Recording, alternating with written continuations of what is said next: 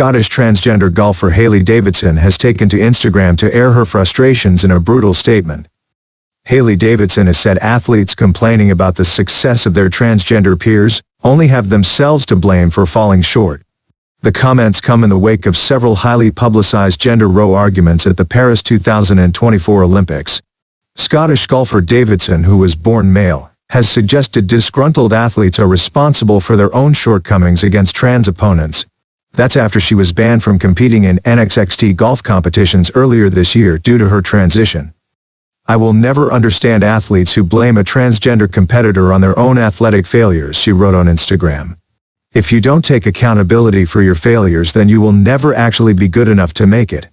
Davidson hasn't competed as a male athlete since 2015 and underwent gender reassignment surgery in 2021.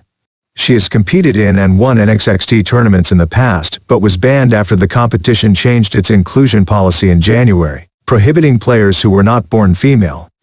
The Scot is preparing to take part in Q School, which could qualify her to participate in LPGA events in future. Davidson was also named as the first alternate for the U.S. Women's Open earlier this year, which drew scrutiny from some around the sport. It was back in 2010 that the LPGA altered its inclusion policy regarding trans athletes. This removed the requirement for players to be assigned as female at birth and allowed those who have transitioned after male puberty to compete. The current guidelines allow transition players to compete, provided they can provide evidence of at least 12 months of hormonal therapy, maintaining testosterone levels at a certain level.